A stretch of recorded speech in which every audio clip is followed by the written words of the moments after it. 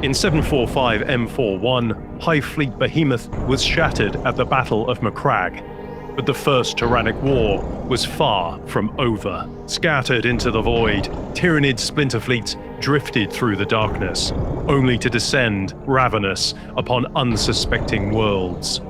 So it was when the first battered Hive ships reached Kerek 7. For 7 days, Kerek 7 stood alone. On the 8th, a Dark Angel strike cruiser answered the world's garbled plea for aid. Would the Fourth Company be this world's salvation, or simply prolong the inevitable? For what difference could 100 Space Marines make against the endless swarms of the Great Devourer?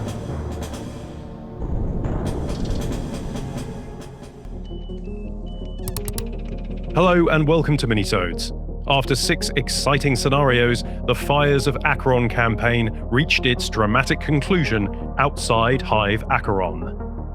This time, we are traveling to the Galactic East during the First Tyrannic War, pitting the Dark Angels against the swarming forces of Hive Fleet Behemoth as they fight to save a beleaguered Imperial world from being consumed.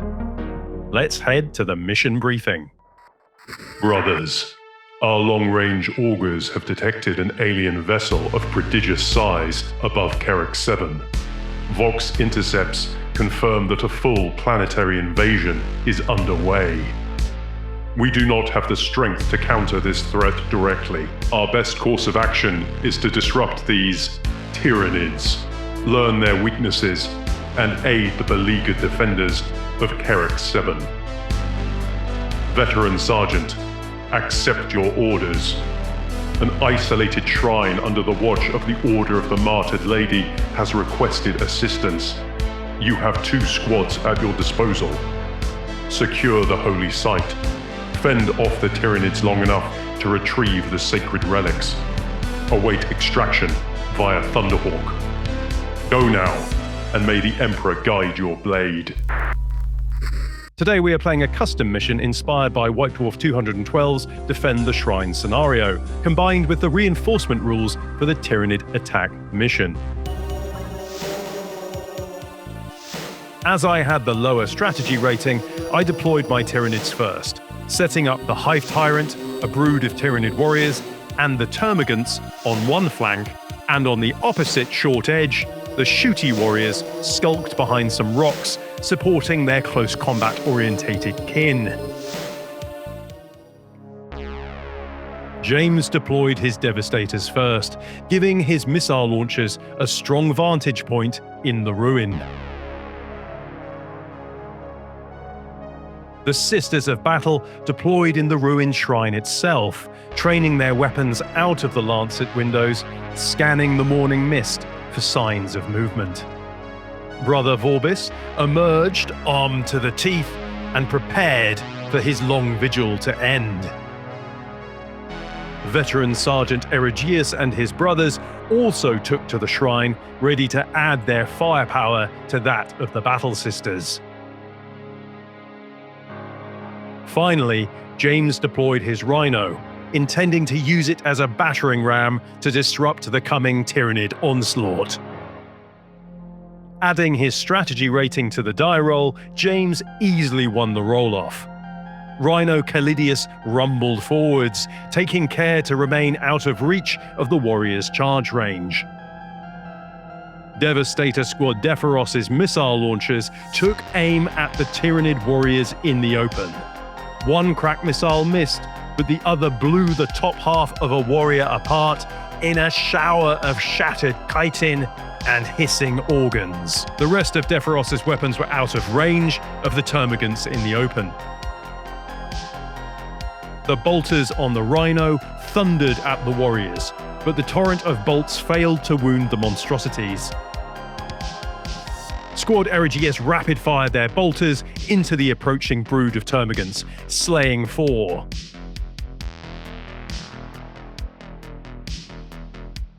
The Battle Sisters joined in with a precise volley, blasting another 4 to pulp with mass reactive rounds.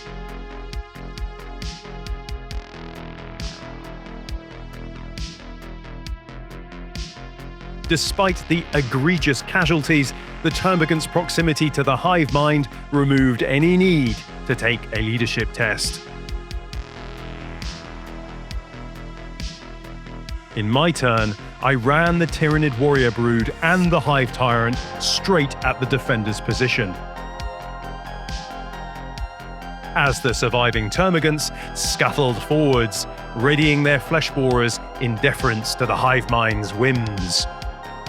On the opposite flank, the two warriors charged the Rhino, but fell just shy of closing with the armored hull. After adjusting the position of one of my warriors, I fired their Death Spitters at the Devastators in the ruin.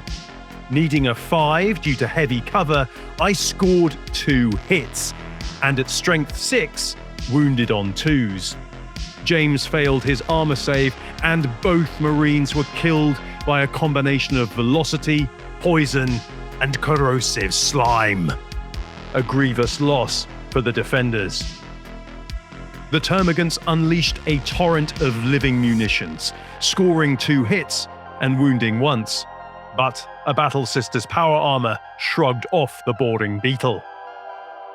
The Tyranids were now within charge range. James's shooting would need to be formidable in order to keep the swarm at bay in their next turn. Conscious that they needed to buy valuable time for the Thunderhawk's arrival, Sister Superior Junith grimly ordered her squad to vault through the shrine windows and take up new positions behind the barricades. Whilst Vorbis poked his shotgun out of a window. The survivors of Devastator Squad Deferos redeployed down the steps of the ruin as the Rhino gunned its engines and headed directly into the Tyranid warriors. Both aliens easily leapt out of the path of the vehicle. But they weren't out of danger yet. The Rhino's bolters swiveled and blazed away, scoring 2 wounds and slaying one of the Tyranid warriors. With a prayer on their lips, the sisters threw crack grenades at the Tyranids, but thanks to the Tyranids' rapid movement and the -1 penalty for throwing crack grenades, only 1 struck true, and to James's horror, dealt a solitary wound. Sister Sledge's melter gun had better luck, reducing one of the towering warriors to a bubbling stew as its carapace burst in a shower of gore and superheated alien offal. Brother Vorbis blasted his shotgun, but clearly hadn't kept up his appointments at the opticians. Squad Deferos also had abysmal luck, scoring 2 hits on the Termagants, but failed to wound. Squad Eregius poured bolter fire over the heads of Sister Superior Junith's squad and succeeded in bringing down the wounded warrior and grievously wounding another.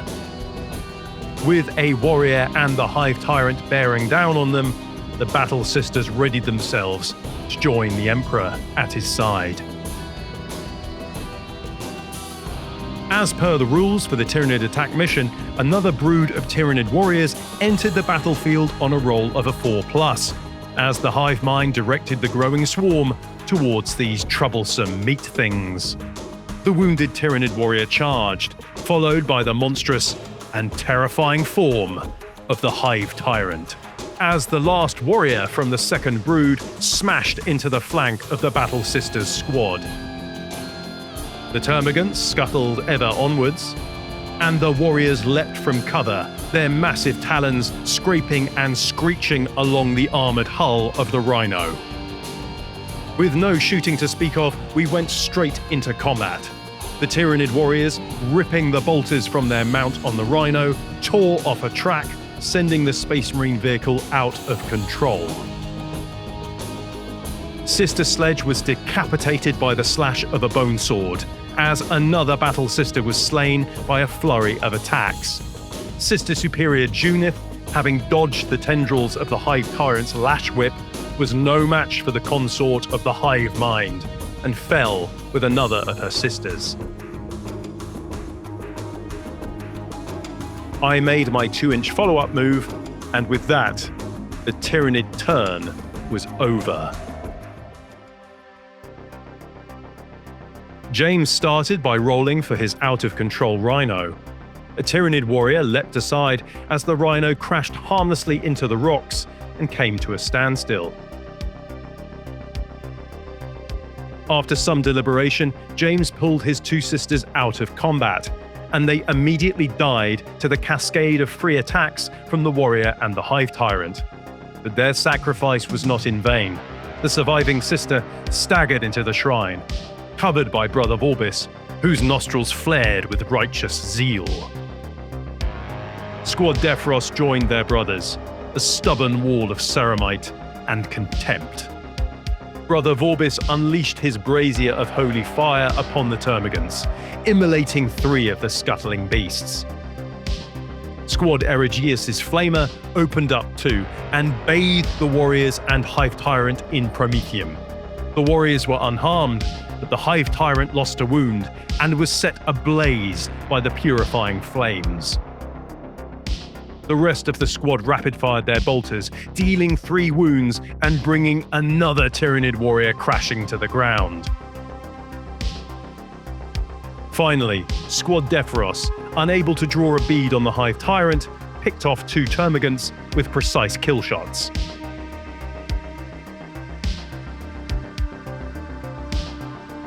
In my turn, the Hive Tyrant continued to burn, as more Tyranids surged onto the battle grid. Trampling over their fallen kin, the next brood of warriors joined the Hive Tyrant, eager to prise open and kill the meat things. The termagants charged Brother Vorbis, and the Hive Tyrant and warrior loomed over the last, resolute sister.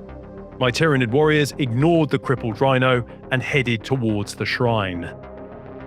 In the close combat phase, the battle sister was slain by the blinding flash of the Hive Tyrant's lash whip. With a practiced swipe of his chainsword, Brother Vorbis cut a leaping termagant in half, but, despite winning the combat, failed to wound the last member of the brood. Unluckily for him, I used my follow-up move to bring the burning form of my Hive Tyrant to loom over him. Things were looking bleak for the Imperials, but there was every chance the game would end here on a roll of a 5, heralding the arrival of the Thunderhawk. On a roll of a 1, the Dark Angels would just have to hang in there a little longer. Employing a similar strategy to the turn before, James had Vorbis fall back to give the Angels of Death a clear line of sight, something that the Hive Tyrant could not in good conscience allow.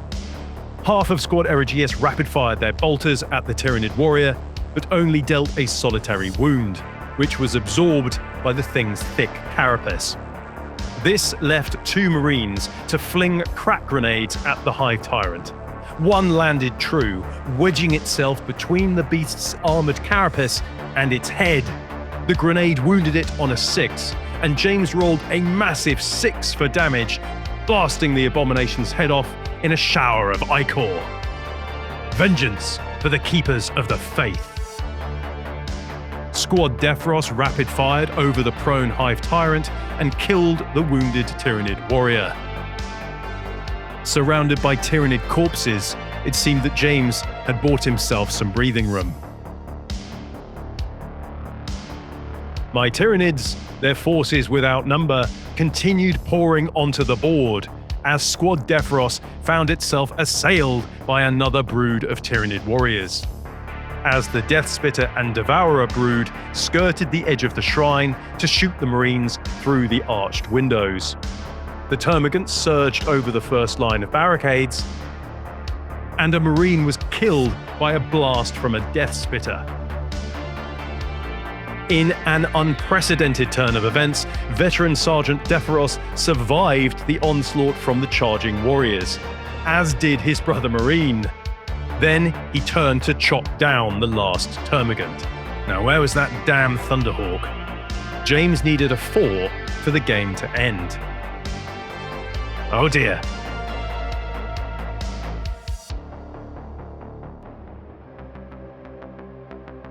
Gritting their teeth, Squad Eregius turned to face the threat from behind and bathed the Tyranids in promethium, scoring 3 wounds and setting all 3 of the Tyranids ablaze. as 2 crack grenades rattled about inside the carapaces of 2 of the monstrosities before blasting them to shards of flaming chitin. Squad Devourer fought tooth and nail with the Tyranid warriors, and not only succeeded in not dying, but dealt a wound to one of the creatures. In my turn 5, I ran the termagants towards the center, conscious that I would get a victory point for every 3 models that were inside the shrine at the end of the game. Tyranid reinforcements galloped onwards as the end surely drew near for those meddlesome meat things. Rolling a 6, the flames of the Tyranid warrior were extinguished, and it maneuvered around the shrine to send a volley of shrieking worms at a Dark Angel. I scored a hit and 2 shots along with a jam, dealing 1 wound that was saved by James's Marine. Squad Devarour's luck had finally run out, and the veteran sergeant, along with another Marine, engaged in close combat, were chopped to pieces by the potent bite of dual-wielded bone swords. Squad Eregius listened out for the distinctive sound of Mars pattern engines, but it was not to be. James needed to reduce the number of enemy models that could enter the shrine, so he directed Squad Eregius to kill as many termagants as possible. The Flamer killed 4 and set another on fire.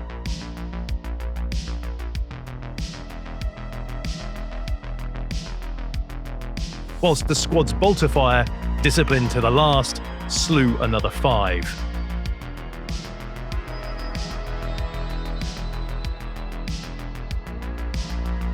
Satisfied that he had done all he could, James awaited the end, as the last member of Squad Devourer disappeared in a blur of slashing blades, scything talons, and red mist.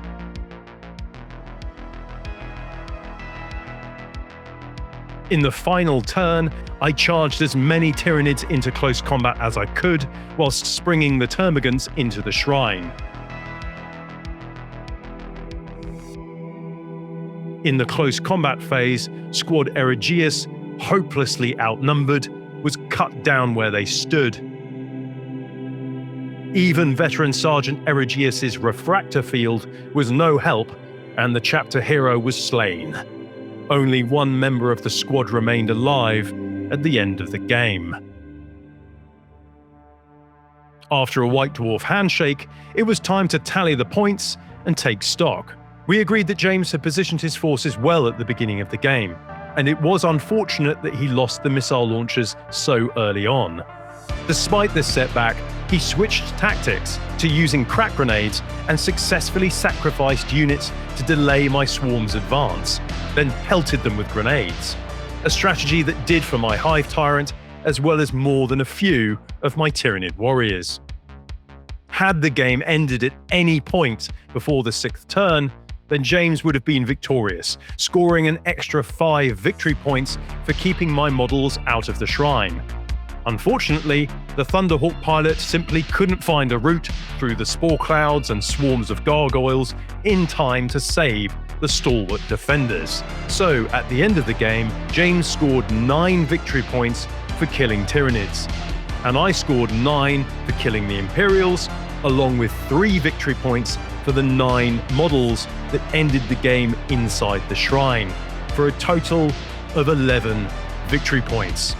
A victory for the hive mind. That's the end of this scenario, but what does that mean in the context of the campaign? Well, the Tyranids will receive points to spend on biomorphs in a later game, and the Dark Angels receive nothing. A massive thank you to my Patreon community for making this video possible, and an especially warm welcome to this month's new members: NATO 111, Uppercut Digital, Keith Townsend, Reprobus, Tiny Fighting Men, and Jesco. Patrons receive early and exclusive videos, Discord access, and a monthly Minisodes podcast. There's a link to the Patreon in the video description. Thanks for watching everyone, and happy hobbying.